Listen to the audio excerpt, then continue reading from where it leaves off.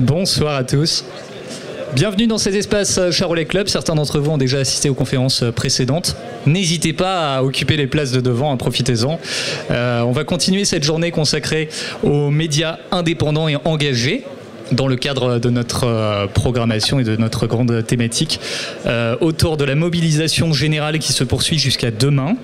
J'ai le plaisir de vous présenter nos invités pour cette conférence consacrée aux médias indépendants et à leur modèle économique. On va s'intéresser notamment aux dons. Est-ce que ça fonctionne? Comment ça fonctionne le don? Est-ce que ça suffit?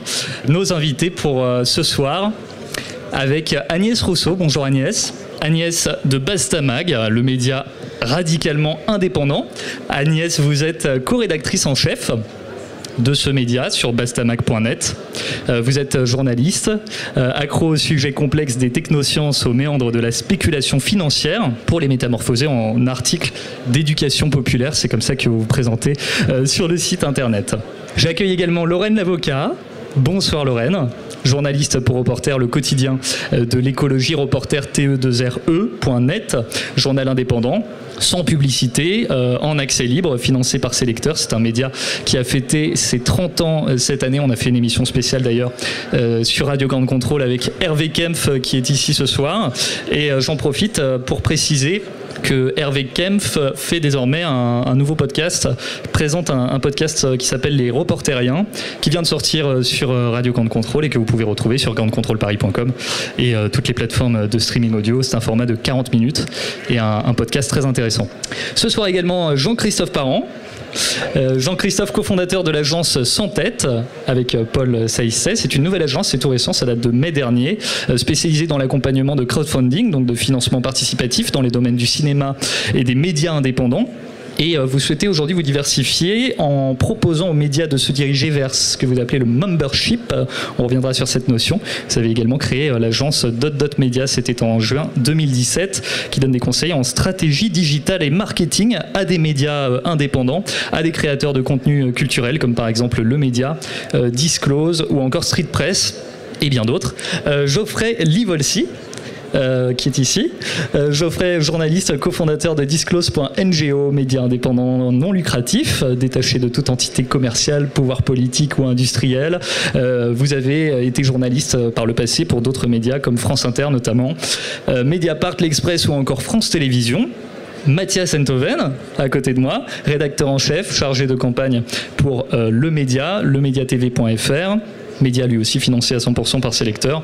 Et anciennement, vous étiez responsable numérique de Spicy. Et enfin, Augustin Napels. Bonsoir Augustin, cofondateur et directeur général du pure player Les Jours, lesjours.fr. Et vous vous occupez principalement de la direction administrative et financière de ce média. Vous êtes également vice-président du SPIL, le syndicat de la presse indépendante. À ce titre, vous conseillez les médias membres du SPIL sur leur dossier de subvention et leur recherche de financement. Donc on est en plein dans le sujet ce soir. Beaucoup d'invités, on va faire au mieux pour respecter le timing, mais bon, on commence un petit peu en retard, donc on aura sans doute un petit peu de retard aussi. Dans un premier temps, je vous propose à chacun d'entre vous de nous présenter le média ou l'agence que vous représentez, ses spécificités, et puis nous parler également tout simplement de votre modèle économique, c'est-à-dire comment vous fonctionnez. On peut commencer avec toi, Mathias. Donc bonsoir. Donc moi je représente Le Média. Donc Le Média, c'est un média audiovisuel sur Internet financé à 100% par donc les gens qui le regardent, mais en accès libre. Donc c'est pas un modèle derrière un paywall. Et on fonctionne avec des donations mensualisées et avec des donations ponctuelles qui elles sont défiscalisées et les donations mensualisées ne l'étant pas. Quoi d'autre Voilà, non mais on fonctionne principalement sur les réseaux sociaux pour l'instant. On a un site internet propre qui arrive dans une quinzaine de jours, mais jusqu'à présent on s'est principalement diffusé via les réseaux sociaux, donc YouTube et Facebook majoritairement. Donc tout ça a un lien avec la question du financement qu'on traitera après. Voilà. Bonsoir, donc Geoffrey de Disclose. Donc Disclose, c'est un nouveau média qui s'est lancé en novembre dernier, donc ça va bientôt faire 1 an. On fait de l'enquête au long cours, c'est-à-dire qu'on n'est pas un média de flux. Vous viendrez jamais sur notre site pour chercher de l'information quotidienne, voire mensuelle. On publie quelques enquêtes dans l'année, après plusieurs mois d'enquêtes où on fait travailler des journalistes en équipe. Et ces enquêtes, elles sont après publiées sur notre site en accès libre disclose.fr disclose.ngo et dans des médias partenaires qui s'engagent aussi à les diffuser en accès libre le même jour que la sortie pour avoir plus d'impact et toucher plus de lecteurs. Le principe de Disclose, c'est de considérer que l'information n'est pas un produit commercial mais un bien public. Donc toutes nos enquêtes sont en accès libre.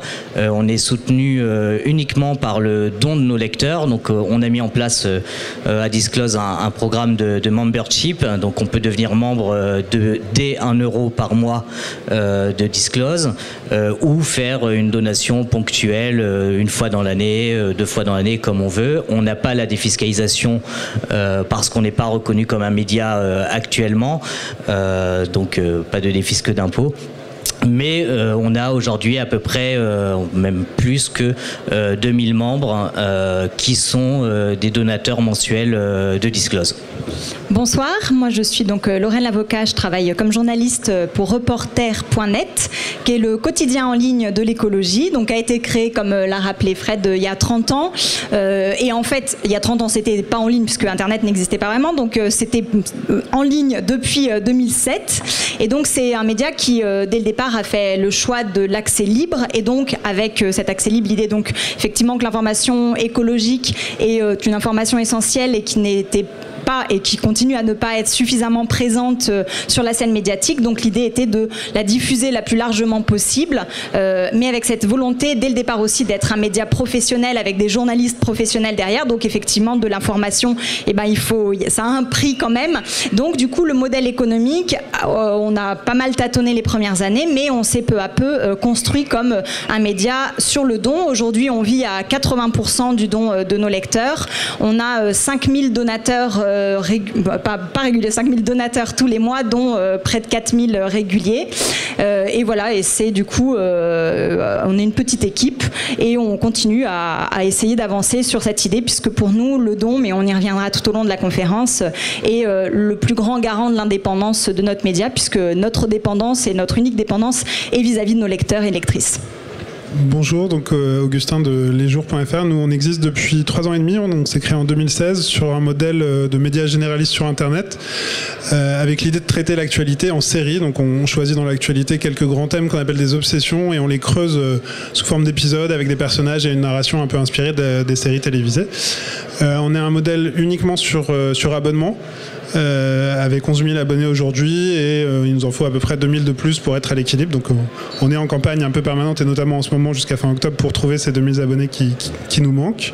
Et on fait aussi du don. En fait, on a remarqué que les abonnés les plus fidèles ou ceux qui nous aimaient beaucoup étaient aussi prêts à donner régulièrement. Donc on fait aussi des campagnes de dons défiscalisées comme nos petits camarades. Et pourquoi le choix de l'abonnement via le gratuit? Nous, on s'était beaucoup inspiré en termes de modèle économique de Mediapart quand on s'est lancé. On trouvait que ça avait montré assez puissamment qu'on pouvait vivre exclusivement de ses lecteurs et que ça permettait de bien aligner le modèle éditorial et économique. Donc voilà, on est assez convaincu par l'abonnement, même si on a aussi recours aux dons. Voilà.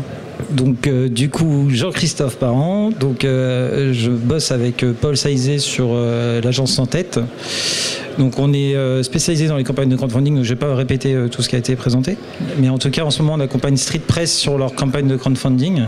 Et ensuite, on va les accompagner sur le membership. Et sinon, j'ai accompagné Geoffrey sur la campagne de Disclose, essentiellement sur la création des contenus. Et donc voilà, on accompagne essentiellement des médias indépendants pour leur trouver des revenus et pour qu'ils puissent continuer à survivre, et surtout aussi les accompagner pour qu'ils aient plus d'impact et qu'ils arrivent à augmenter leurs audiences, etc. Et ensuite trouver un moyen de monétiser cette audience aussi. Voilà. Et le membership, c'est de l'adhésion? C'est de l'adhésion, ouais. C'est quand même différent de l'abonnement. En général, les médias qui choisissent ce membership restent quand même intégralement gratuits en accès libre, en tout cas sur les enquêtes ou sur certains programmes vidéo. Mais il y a des services complémentaires qui sont proposés en fonction du montant de la souscription. Donc ça peut être des conférences, ça peut être des projections, ça peut être des think tanks. Donc voilà, il y a tout un tas de services à mettre en place, des newsletters, etc. Voilà, c'est une nouvelle façon d'éviter aussi de passer par la publicité. Voilà.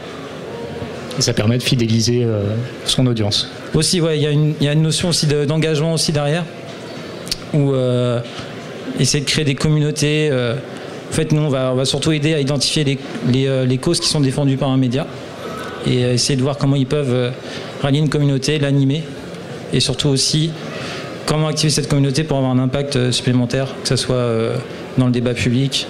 Et généralement, il y a des causes sur lesquelles nous, on va travailler avec les médias. Ce ne sont pas forcément des causes qui sont couvertes par les médias mainstream. Donc l'idée, c'est justement de faire changer le débat public. Agnès.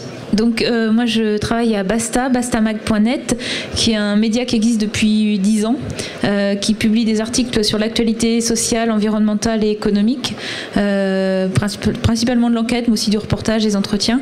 On est 9 salariés permanents à Basta et on a aussi lancé il y a quelques années un observatoire des multinationales qui est un site d'enquête et de veille sur l'impact social et environnemental des multinationales françaises. Et on publie également un portail des médias libres qui est une recension d'une centaine de sources de médias indépendants. Chaque jour, on fait une sélection en fait des médias indépendants francophones et anglophones pour donner accès aux lecteurs à ce foisonnement de la presse indépendante. Et notre modèle économique, il est basé sur les dons parce qu'on souhaitait au départ être en accès libre. Ça nous semblait être très très important pour donner accès à un maximum de personnes à nos contenus. On n'avait pas envie de barrières payantes. C'est un peu le souhait de départ, ce qui pour nous est un succès puisqu'on a aujourd'hui 1 million de lecteurs chaque mois. Donc on se dit que si on aurait avec un système fermé sans accès libre, ça n'aurait pas permis ça. Mais on voit aussi les limites puisque on n'est pas aujourd'hui à 100% financé par les dons. On a aussi des financements qui viennent de fondations, de prestations, etc. Notamment de nos autres projets, pas forcément de Basta, mais l'Observatoire des multinationales. Donc voilà, c'est un modèle un peu hybride et on bricole encore comme un peu tous, je pense. Ça répond un petit peu à la question que je voulais vous poser, c'est est-ce que la monétisation est possible pour les médias qui font appel aux dons et qui donnent accès à leur contenu gratuitement, sans inscription. Peut-être que Mathias et Jean-Christophe peuvent compléter là-dessus. Je connais la réponse de Mathias. Mathias, en tout cas, ça va. Ouais, vas-y. Tu veux commencer ? Ouais. Si tu veux. Donc la question de la monétisation, elle est. On en parlait un peu tout à l'heure. J'ai écouté le débat sur la censure, et en fait, elle est effectivement liée au type de contenu qu'on fait. Et quand on décide de traiter des questions comme celle des violences policières, quand on décide de traiter des questions qui peuvent être polémiques, etc. En fait, la monétisation n'est vraiment pas une solution parce qu'en fait c'est pas ce qui intéresse les annonceurs. Ils vont pas monétiser des pots de Nutella sur une vidéo où on voit des gens se faire péter la tronche. Donc du coup pour un média comme le nôtre en réalité, alors qu'on pourtant on fait des audiences qui sont assez conséquentes, on parle de plusieurs millions de vues par semaine. Pour nous en réalité ce serait pas intéressant, et vis-à-vis de notre audience qui finance donc le média pour qu'il soit en accès libre, je précise parce que j'ai fait une présentation un peu nulle du média tout à l'heure, mais il y a plus de 18 000 personnes qui financent tous les mois, qui sont des financeurs mensuels, et on a plusieurs centaines de personnes qui donnent entre 30 et 50 000 euros de dons par mois. Les sommes sont importantes, c'est à peu près 200 000 euros par mois le budget du média, parce qu'on fait de l'audiovisuel, on est à peu près les seuls, dans Direct Disclose on fait aussi, mais nous on fait de l'audiovisuel de manière quotidienne en fait, on fait en moyenne 1h30 de contenu par jour, donc en réalité ça coûte très très cher, et on s'est vite posé la question de la monétisation parce qu'on voyait qu'on avait des audiences conséquentes, et en fait donc cet aspect là que je vous ai cité du type de contenu qu'on fait ne se prête pas à la monétisation, et en plus on a une audience qui est particulièrement hostile à ça, qui est particulièrement hostile au fait de donner de l'argent aux GAFAM, parce que monétiser c'est gagner de l'argent, mais c'est aussi faire gagner de l'argent à Facebook, à YouTube, etc. Et on sait que pour notre audience c'est pas quelque chose qui leur plairait, et en plus pour nous c'est un vrai enjeu, c'est-à-dire que je le disais, le média est pour l'instant uniquement sur les réseaux sociaux, donc sur YouTube et sur Facebook, et pour nous c'est un peu problématique parce que déjà en fait avec nos audiences on leur donne des informations, on donne des données, donc on donne de l'argent aux GAFAM, et donc c'est en fait essentiel pour nous de ne pas monétiser pour limiter en fait l'usage qu'on fait des réseaux sociaux et pas trop rentrer dans leur logique qui est de maximiser l'argent qu'ils peuvent faire, notamment à partir de contenus informatifs. Oui, justement par rapport à ça, en fait l'intérêt du membership aussi c'est de développer du coup sa propre plateforme, et aussi de créer une expérience utilisateur propre à son média. Et c'est surtout qu'il y a certaines données qu'on n'a pas forcément avec les réseaux sociaux. Et généralement, si on veut ensuite fédérer une communauté, il faut se renseigner sur elle, il faut faire des questionnaires, il faut leur poser des questions. Quelles sont les causes sur lesquelles ils sont impliqués, etc. Quel âge ils ont, est-ce qu'ils ont une culture du don ou du membership déjà, est-ce qu'ils sont déjà abonnés à d'autres médias indépendants, qu'est-ce qu'ils regardent, etc. Donc tout ça, c'est pas forcément des données qui sont données par les réseaux sociaux. Donc il faut créer comme ça une interface avec une connexion où les gens se connectent et on étudie le parcours un peu de l'utilisateur parce qu'il y a, dans un média, il peut y avoir plusieurs causes qui sont soutenues, mais le visiteur peut s'intéresser qu'à une seule cause et du coup on peut proposer par exemple un service de newsletter thématisé sur une cause ou sur un sujet et donc ça c'est aussi l'intérêt du membership, c'est d'avoir le contrôle sur ces données et aussi fait de mieux connaître son lectorat. Comparé aux autres systèmes de financement, quels sont les avantages et les inconvénients du don pour un média indépendant? Qui veut répondre? Augustin peut-être, qu'on n'a pas encore beaucoup entendu.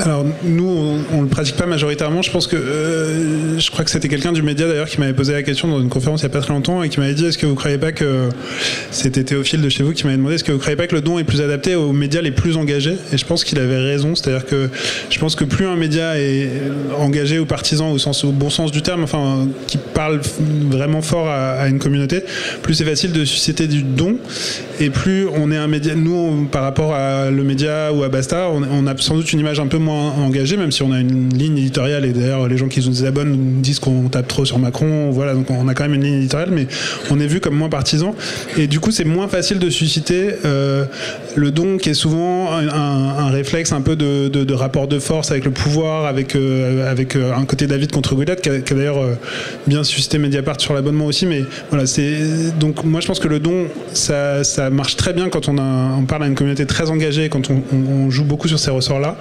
Et nous, on le voit plus chez nous comme un complément de l'abonnement pour les gens qui nous aiment le plus. En fait, on a plusieurs cercles. On a le cercle des gens qui nous lisent occasionnellement, à qui leurs amis offrent un article. On a les gens qui s'abonnent, qui déjà nous aiment bien.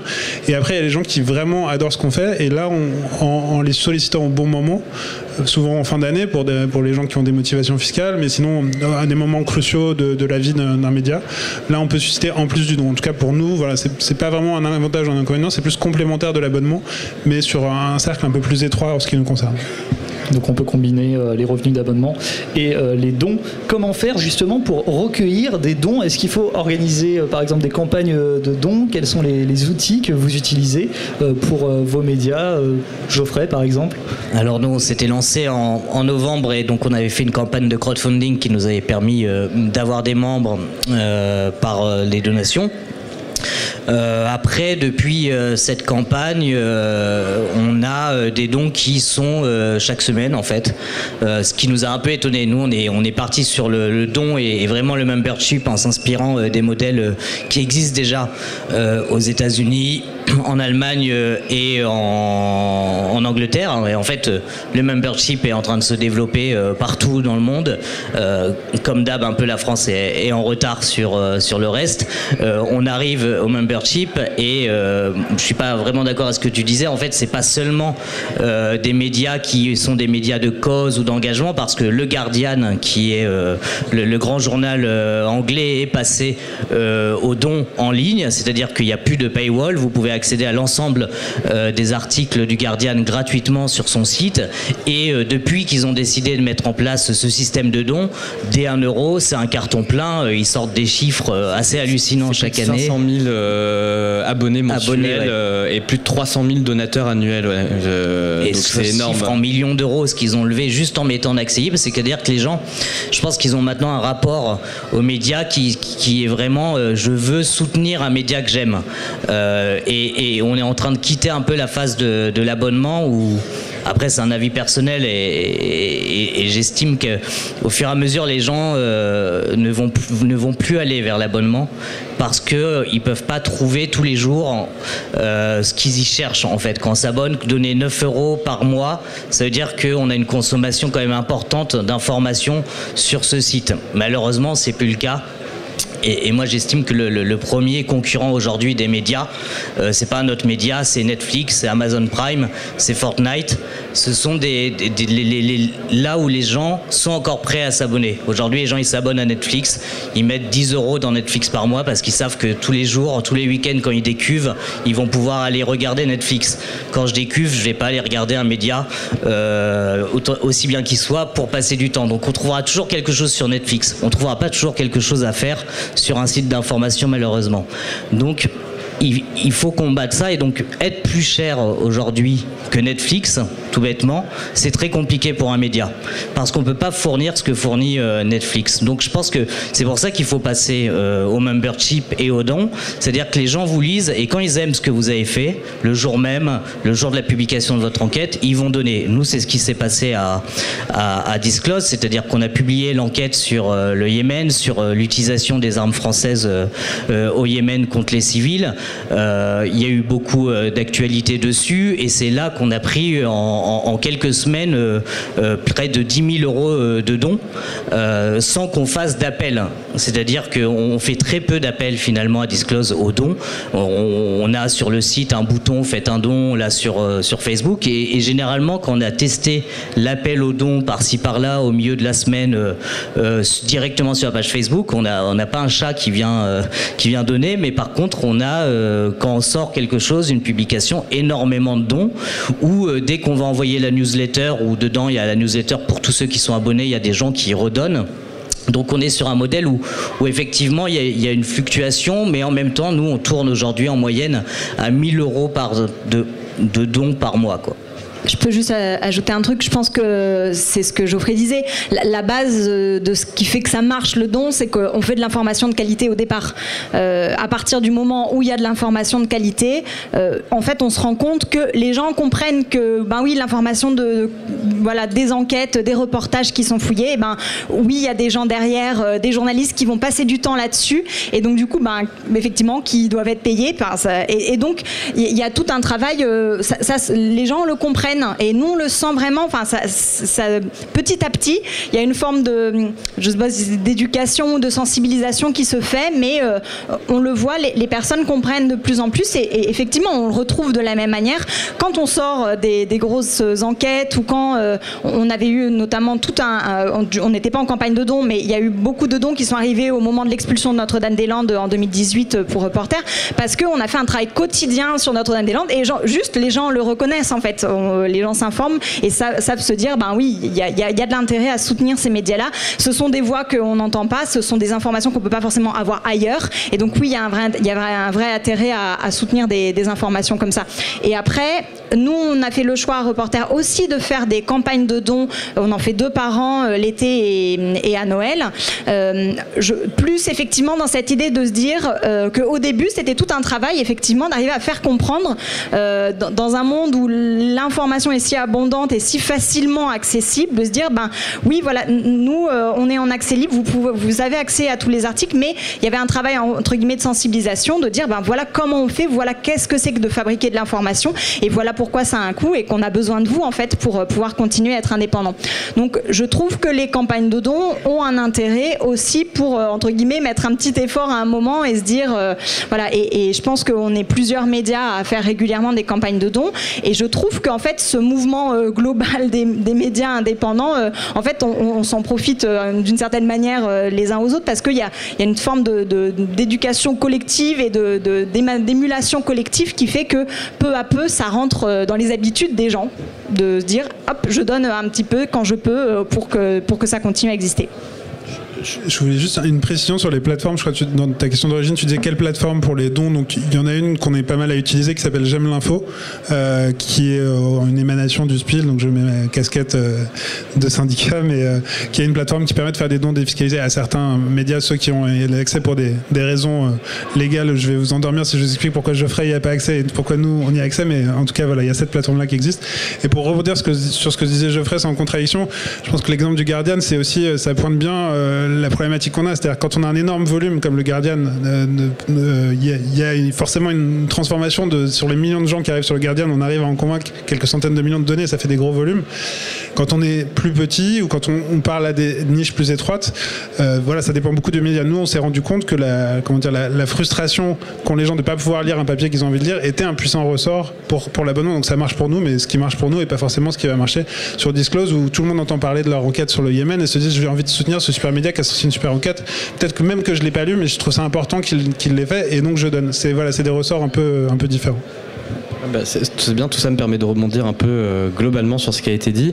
Je pense qu'il y a deux choses qui rendent le modèle du don aujourd'hui beaucoup plus viable et qu'il se développe de cette manière. C'est un changement d'état d'esprit. Donc il y a effectivement il y a dans les pratiques, donc quand les gens voient du bon contenu, ils le félicitent, ils se disent que c'est du travail, etc. Mais il y a malgré tout depuis plusieurs années en France, et ça s'accompagne d'un manque de confiance dans ce que font les médias traditionnels, une prise de conscience que l'information est une lutte, que l'information est un combat financier et que donc elle doit être financée. Et donc ce changement d'état d'esprit en fait a suscité aussi chez les gens une forme d'action. Moi, j'appelle le don, en fait j'appelle ça la redevance préférentielle. C'est des gens, ils ont plus de télévision et ils ont compris qu'en fait l'argent qui va à l'aide à la presse ou l'argent qui va dans la redevance, elle va pas aux médias indépendants, et que donc il faut d'une certaine manière compenser. C'est comme un impôt quoi, que les gens acceptent, donnent volontairement. Il y a une dimension citoyenne dans le don aujourd'hui qui à mon avis il n'y avait pas aujourd'hui, et qui s'explique aussi parce que ces médias indépendants comme Basta ou comme d'autres ou comme nous, on est sorti d'un rapport comment dirais-je, de consommation. C'est-à-dire qu'on n'est pas dans un rapport où t'achètes pour lire, etc. On est dans un rapport de service public, on est dans un rapport et donc ça aussi, dans la tête des gens, ça change. Il y a des exemples qui sont différents, enfin qui traitent pas des médias, mais je sais que par exemple Radiohead a sorti un album en prix libre. Et l'album de Radiohead a beaucoup mieux marché en prix libre qu'avec un prix fixé dans une maison de disques. Et en fait, c'est pareil, quand on n'est plus dans un rapport purement contraignant, consommation, etc. On voit que les gens, en fait, quand c'est spontané, ça marche beaucoup mieux que quand c'est contraint. En tout cas, nous, c'est ce qu'on a remarqué. Donc, je pense vraiment que c'est aussi tout ça qui amène aujourd'hui au fait qu'on puisse envisager le don.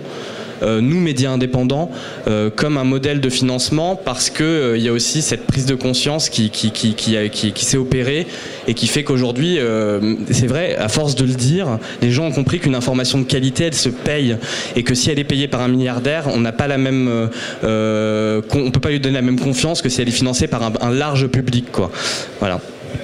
Moi, je vais complètement dans le même sens. En fait, je pense qu'il y a une prise de conscience que l'information de qualité, elle a un coût, et que le journalisme, c'est pas des bénévoles, c'est des gens qui travaillent et qu'il faut rémunérer. Je pense que cette conscience-là, elle a aussi évolué depuis quelques années, parce qu'il y a aussi un gros processus de concentration dans les médias, et que la question de faire vivre des médias indépendants est devenue quand même un enjeu majeur et un enjeu démocratique majeur. Et je pense qu'il y a vraiment une prise de conscience aussi dans la société française de ces questions-là. Aujourd'hui, il y a 10 milliardaires qui possèdent en France énormément de médias, qui possèdent 90% des quotidiens nationaux qui paraissent chaque jour. Les mêmes 10 milliardaires possèdent aussi 55% des télévisions et 40% des radios en termes de part d'audience. Donc il y a une énorme concentration dans les mains de quelques-uns. C'est des milliardaires qui sont dans les secteurs de l'armement, de la téléphonie, du luxe, donc des secteurs qu'on ne peut pas qualifier de secteurs d'intérêt général ou d'utilité publique, si peut-être, mais en tout cas c'est pas de l'intérêt général. Et donc je pense que par rapport à ça, il y a aussi cette prise de conscience que c'est un enjeu politique, c'est un enjeu clé aussi dans la vitalité d'une démocratie, et que si on veut avoir de l'information indépendante, justement, qui ne soit pas liée à ces secteurs, qui soit vraiment en tout cas d'avoir la garantie que la possession, la propriété de ces médias-là n'est pas dans des secteurs qui sont autre chose que les médias, avec des conflits d'intérêts que ça peut avoir.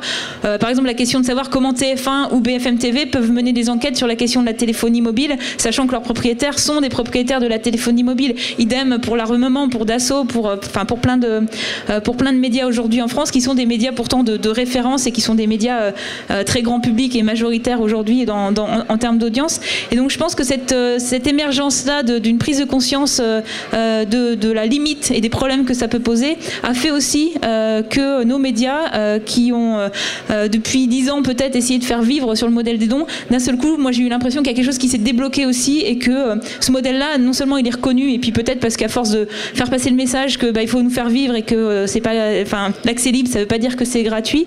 Bon, peut-être le message commence à passer, mais aussi je pense qu'il y a eu des évolutions politiques et de prise de conscience qui ont permis aussi cette émergence-là. Je rebondis encore une deuxième fois, je suis désolé, mais c'est justement, je voulais insister là-dessus, c'est important en fait, parce que face à la domination des médias entre guillemets mainstream qui ont des canaux de diffusion gigantesques, etc., si on n'est pas en accès libre, en fait, si on est derrière un paywall, et c'est pas une critique du tout, hein, non mais Mediapart a été le premier, je me souviens qu'à l'époque on disait un média doit être payant, Mediapart c'est la preuve, etc., ça marche comme ça, il faut financer l'information, et en fait c'est génial, on se rend compte aujourd'hui qu'il y a potentiellement d'autres moyens de financer l'information, et notamment de la rendre accessible au plus grand nombre, ce qui est quand même à mon avis notre envie commune, c'est que le travail qu'on fait, ils permettent de changer la société, ils permettent d'informer les gens correctement, et ils permettent de toucher le plus grand nombre, et c'est pour ça qu'aujourd'hui se poser la question du don comme modèle de financement, ça me paraît essentiel. Je trouve ça dommage que Mediapart soit pas présent, parce que j'aurais aimé leur poser la question de à quel moment ils rendent accessible leur contenu à tous, quoi. Parce que et c'est une vraie question, parce que 140 000 personnes, c'est génial pour eux en tant que médias, qu'ils aient autant de, ou 120 000 ou 110 000, en tout cas qu'ils aient 170, voilà, ça augmente tout le temps. C'est génial, mais ça reste anecdotique, ça reste 170 000, c'est ce qu'on fait sur 2 sujets ou sur un reportage, nous 170 000 vues, 170 000 personnes qui regardent le contenu. Et pour autant, donc, si on n'adopte pas un modèle un peu différent qui ouvre un peu le contenu, avec parfois de l'accès libre, pas totalement, etc., ben on reste sur cette dernière donnée qui pour moi est problématique avec l'abonnement, qui est que ça n'est pas accessible à tous et notamment pas accessible aux gens qui n'en ont pas les moyens. Et pour nous, médias indépendants, ça me semble essentiel qu'on propose un modèle qui permette à tout le monde d'avoir accès à l'information et pas uniquement à ceux qui en ont les moyens et qui peuvent donc acheter des journaux, etc. Et ça permet aussi de sortir d'une logique qui est la logique de plein de médias, qui est de vendre de l'information pour vendre de la pub la plus chère possible, en ayant un haut niveau de personnes qui regardent leurs journaux, qui ont donc un haut niveau financier et qui donc vont pouvoir valoriser la pub le plus cher possible. Voilà, ça permettrait aussi de contrecarrer les annonceurs, de sortir de cette logique de dépendance au niveau de l'audience. Pour ceux qui nous rejoignent, je rappelle qu'on a commencé avec quelques minutes de retard, donc on va s'accorder encore quelques minutes. Et on va vous donner aussi la possibilité, si vous le souhaitez, de réagir. Si vous avez des questions, n'hésitez pas à lever la main. Il y a des questions. Je vais descendre, je vais venir vous voir avec le micro, ce sera plus simple si c'est possible. Sylvain, c'est bon? Non, c'est pas possible? Ah, il y a un micro prévu, très bien. Je vous invite à nous donner votre prénom et votre question. On a 2 questions ici, sur le 2e rang. Juste ici peut-être pour commencer. Bonsoir à tous. Donc, je m'appelle Étienne. Enchanté. Enchanté, Étienne. Vous avez beaucoup parlé jusqu'à présent d'être lu. Et donc, du coup, j'imagine que vous avez beaucoup parlé de l'écrit et d'être lu, notamment sur site web. Donc, moi, j'avais une question autour des formats. Aujourd'hui, je pense que les premiers producteurs de contenu qui en fait demandent des dons, c'est peut-être les youtubeurs ou encore les personnes sur Twitch qui constamment, à la fin de leur vidéo ou pendant leur stream, demandent à ce qu'on subscribe, à ce qu'on s'abonne à leur chaîne.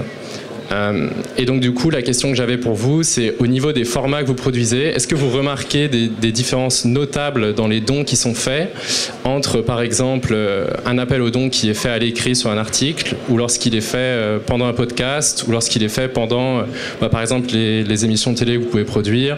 Voilà, est-ce qu'il y a vraiment des différences dans l'efficacité de ces appels au don entre de l'écrit, de la vidéo ou simplement du podcast ? Merci pour cette question. Qui souhaite répondre? Jean-Christophe? Ouais. En fait, on a le cas sur Street Press, où Street Press a une chaîne YouTube, mais leurs programmes sont très liés à la culture hip-hop, et ils ont quelques programmes, dont les gardes à vue, qui fonctionnent très bien.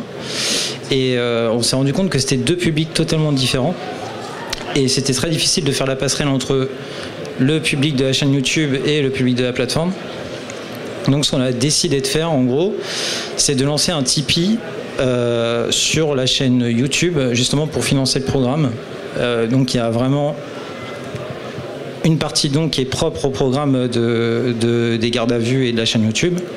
Et ensuite, il y a la campagne de crowdfunding qu'on a menée sur Street Press. Après, la culture sur YouTube du don et du financement des programmes, c'est qu'il y a, en tout cas sur YouTube, il y a eu beaucoup de problèmes de monétisation, des annonceurs qui se sont barrés, etc. Enfin, c'est très compliqué aujourd'hui. Il faut trouver des marques pour se financer, il faut faire des placements de produits. Et c'est la même question que les médias, les producteurs de vidéos sur YouTube. Certains veulent aborder des sujets qui sont beaucoup plus difficiles à aborder pour les annonceurs. Donc c'est très difficile d'avoir des annonceurs, donc ils fonctionnent uniquement avec Tipeee. Donc c'est le cas de Thinkerview, et il y a d'autres chaînes aussi. Il peut y avoir des chaînes sur la cause LGBT, sur le féminisme, etc., qui se sont fait censurer, et du coup ils sont obligés de passer par ce type de service. Après peut-être que, je sais pas, il y en a d'autres qui... Merci Jean-Christophe. Mathieu. Mathias, pardon. C'est pas grave. Non, mais pour répondre à ta question, il n'y a pas de formule secrète, il n'y a pas de potion magique pour ça. Donc en fait, je crois que nous tous, on essaye plein de choses différentes. On essaie je sais que Reporter, par exemple, il y a une cagnotte affichée en temps direct sur tous les articles en haut qui ramène à ça, qui rappelle à ça. Nous, on a décidé depuis un mois de mettre des pastilles à la fin de toutes nos vidéos où on explique, voilà, ce contenu a été financé par des gens qui payent pour que vous puissiez le regarder en accès libre et l'information, machin. On met des panneaux à la fin de nos vidéos. Enfin, il y a plein de méthodes. Et en fait, la réussite ou non, en tout cas moi que je remarque des dons et des trucs de dons, c'est l'audience, quoi. C'est-à-dire qu'un programme qui va faire 200 000 vues, tu vas faire plus de dons dessus globalement qu'un programme qui va en faire 50 000. Et c'est la qualité du programme. Par exemple, demander des dons sur tout, je pense que c'est pas pertinent. Demander des dons après avoir sorti une très grosse enquête, une très grosse info, ça peut l'être. Enfin voilà. Mais il y a rien je pense qu'on expérimente tous en fait ici un modèle et y compris sur la manière de solliciter les gens pour donner. Merci Mathias. Il y avait d'autres questions. Est-ce qu'on peut donner le micro à quelqu'un d'autre? Est-ce que vous pouvez aussi vous rapprocher peut-être du micro? Ce sera plus simple comme il est filaire. Bonsoir. Bonsoir. Est-ce qu'il y a une règle pour réguler ces dons, notamment en termes de montant et de plusieurs petits dons qui viendraient d'une même personne et du coup indirectement, malgré le fait que vous fonctionnez avec des dons, vous perdrez votre indépendance puisque ça se concentrerait entre les mains de 100 donateurs qui feraient des dons énormes. Est-ce qu'il y a des règles pour réguler ça? Lorraine. Non, parce que j'ai envie de dire, c'est qu'à partir du moment où il faut un don, enfin moi si quelqu'un veut nous donner 100 000 euros, voilà, d'une certaine manière, on prend quoi. Non mais voilà, on sait pas. Voilà, c'est juste pour dire que le principe du don, c'est qu'il n'y a pas de contrepartie. Ce sont pas des actionnaires qui peuvent avoir après une forme d'influence ou de droit de regard. Voilà, l'idée, c'est aussi cette idée de bien commun où tout le monde met dans le pot et que effectivement, plus il y a de personnes qui mettent dans le pot, mieux c'est. Et il y a pas, il y a aussi des personnes qui donnent 1 euro, de 5 euros. Alors 1 euro, je sais pas, mais en tout cas, les dons réguliers sont plutôt autour de 5 euros. Et c'est très bien aussi. Effectivement, plus il y aura de personnes qui donneront, plus, d'une part, ça veut dire qu'on touchera plus de monde et qu'effectivement, il y a quelque chose de large. Après, voilà, dans l'idée du don, il y a cette idée de base qu'on contribue parce qu'on soutient et que d'une certaine manière, on n'attend pas quelque chose en retour, à part le fait qu'on continue à faire ce travail pour lequel on est payé, pour lequel on a reçu la contribution. Merci Lorraine. Agnès, c'est bon. Il y a d'autres questions. Et une question par curiosité en attendant, parmi vous, est-ce qu'il y en a certains qui ont déjà fait des dons en ligne pour des médias indépendants, justement? Est-ce que vous pouvez lever la main? Il y en a quand même pas mal. Bon, après c'est un public ciblé, mais bravo. On va prendre une question. Je vois que quelqu'un a un micro. Oui. Bonsoir. Bonjour. Comment tu t'appelles? Je m'appelle Tadé. Enchanté. Enchanté. J'ai pas trop l'habitude de prendre la parole en public, alors je vais prendre mon temps. Je crois que je vais choquer personne en disant que l'information est nécessaire pour faire fonctionner une démocratie et donc est même essentielle. Dans ce cas-là, ne serait-il pas légitime de financer l'information comme on fait pour financer la sécurité sociale avec des cotisations sur les salaires qu'on prendrait directement au patronat? Enfin, en tout cas, comme par exemple rajouter une cotisation que payerait le capital. Geoffrey peut peut-être répondre. Alors, je ne sais pas si on aura tous le... Si, ça marche. Je ne sais pas si on aura tous le même avis.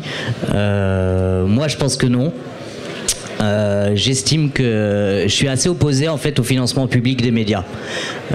Aujourd'hui, j'estime que la puissance publique finance trop les médias. La plupart des grands médias, en presse écrite notamment, reçoivent énormément d'argent de soutien au pluralisme de la presse.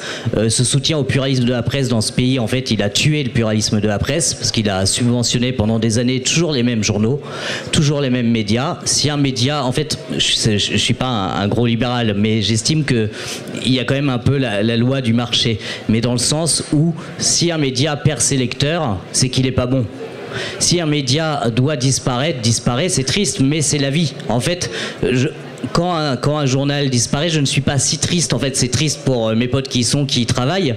Mais si un journal disparaît parce qu'il perd de plus en plus de médias, c'est aussi qu'il doit se remettre en question. Et je trouve qu'on ne se remet pas assez en question, journaliste, quand on se plaint de la perte du lectorat. Si on perd du lectorat, c'est qu'on est mauvais.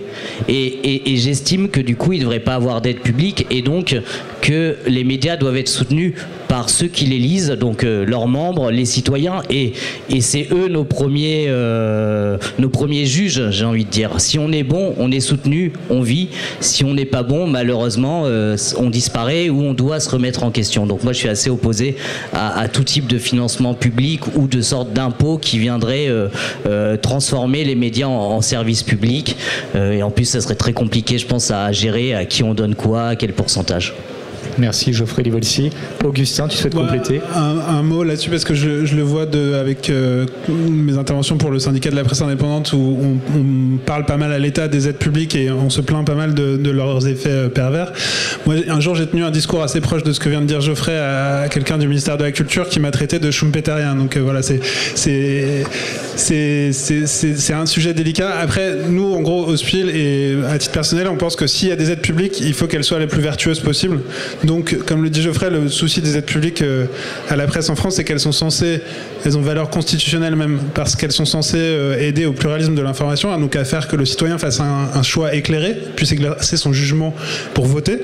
C'est à ça que normalement devrait servir, et qu'en fait, dans les faits, la mission que se fixe, mais ils nous le disent même quand je vois des gens du ministère, c'est de faire survivre un certain nombre de quotidiens nationaux qui sont ceux qui existaient en 1945. En gros, pour eux, c'est ça leur mission, et subsidiairement, ils essayent quand même d'habiller un peu et d'aider un peu plus la presse en ligne, parce qu'ils se rendent compte que par ailleurs, en aidant que les quotidiens papier, ils aident qu'une certaine catégorie de lecteurs, donc les gens qui lisent du papier, des gens plus âgés, des gens plus riches aussi.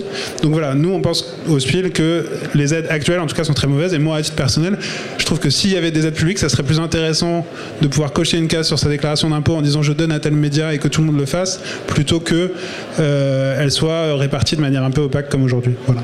Et juste en complément, on a quand même une défiscalisation des dons sur les médias et notamment les médias indépendants. Et donc c'est aussi une forme de soutien de l'État, puisque 66% des dons que vous faites à nos médias sont défiscalisés et donc sont déduits des impôts, pour ceux qui payent des impôts. Et la TVA est à taux réduit sur les abonnements.